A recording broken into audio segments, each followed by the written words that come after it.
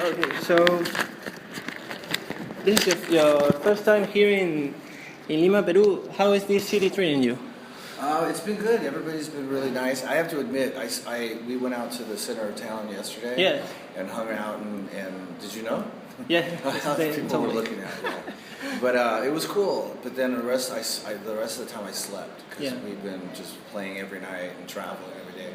But so far so good. I'm excited about the show tonight. Yeah. You know it's a sold out. Yeah. And about your South American tour, talking about your last show in Argentina, you got Duff and Gilby on stage. So how was that moment? Can you tell me about it? It was fun. I mean, I played with those guys a lot. Yes. You know, we did what's it called? Well, there's another band that's like a bunch of different musicians that Matt puts together, and so I played with those guys in that band a bunch of times and all that. So it's not that big a deal, but in Argentina it was a big deal. In press we read that. But it was fun. It was a lot of fun. And Paradise City, they say that it was one of the peaks of the night. Do you feel that way too? Well, I mean, you know, it's the last show, it's the encore, so it's always the big sort of event of the show. Yeah.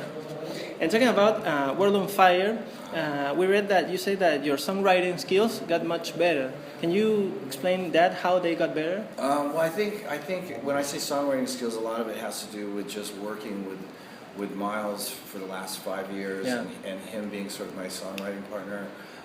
He's very open-minded, so I can write different kinds of music that I know that he will try, you know. Yeah. And so between the two of us, I think we've just been evolving as a songwriting team, and I could tell where we got from my first solo record through Apocalyptic Love to World on Fire. Now we're working on stuff for the next record, and it's going to be even better. So it's cool. I heard that you also are starting to record as a live band with the Conspirators. Is that true?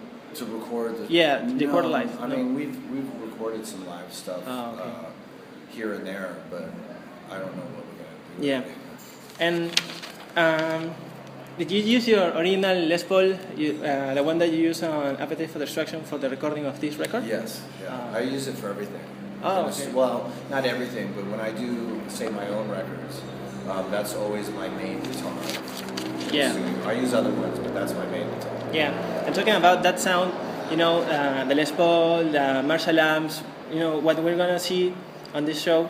Yeah. Can you tell me more about why you got into this kind of signature sound? I think I was drawn to that before I even played guitar. I didn't even know. I remember when I was a little kid, I heard, when I was really little, I heard A Whole Lot of Love and that whole Zeppelin 2 record.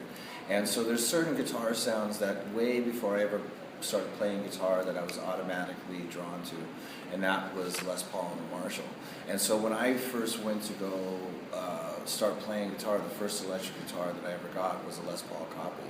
And eventually, you know, I scraped the money together to get a Marshall, and it's always been roughly about that kind of sound. I've used a lot of different stuff through trial and error, but I always go back to the Marshall. Yes. And obviously you're really into old school, really organic rock and roll, but does that mean that you're against digital technology?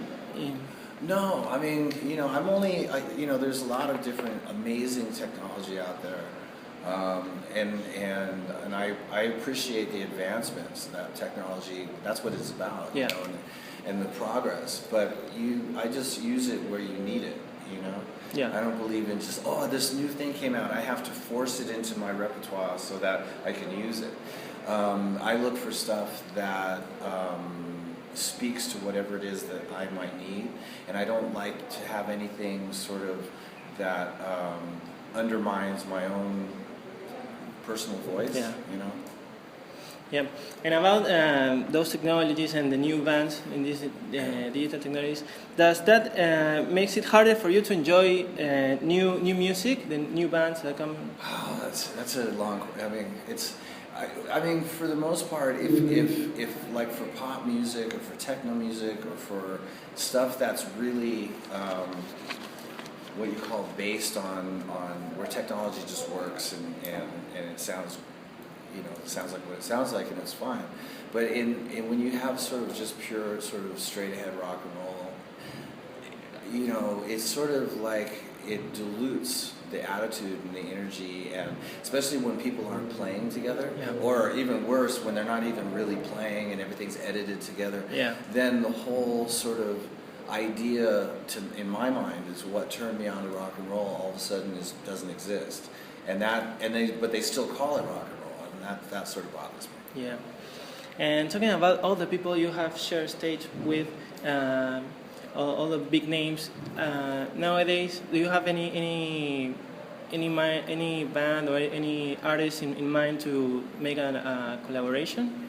No, they're never planned in the first. I mean, I never plan on them. They just sort of happen. So who knows what comes up next? Yeah. And after all your accomplishments, all the awards, like from sharing a tour with AC/DC or Aerosmith, thinking about that 50-year-old / rock and roll fan that had dreams about being in a rock and roll band and being a huge name, do you still have dreams to fulfill in this 2015? Yeah, when I first started, it wasn't. I didn't have the same goals as what you just said. I mean, I wanted to play, and I wanted to eventually be able to have a really good band. That was the first most important thing. It wasn't about superstardom. It wasn't about all that awards or any of that shit. And so, as a player, it's always been about achieving the next step beyond that. So at this point, right now, it's about writing a really great next record. It's always about stuff that's a little bit more personal, as far as maybe songwriting or playing or tones or this or that and the other. It's never about how successful it's going to be or how many awards you can get or anything like that. So my goals are really more immediate. Yeah. Well, thank you, Slash. I think that's all. Yeah. Thank you.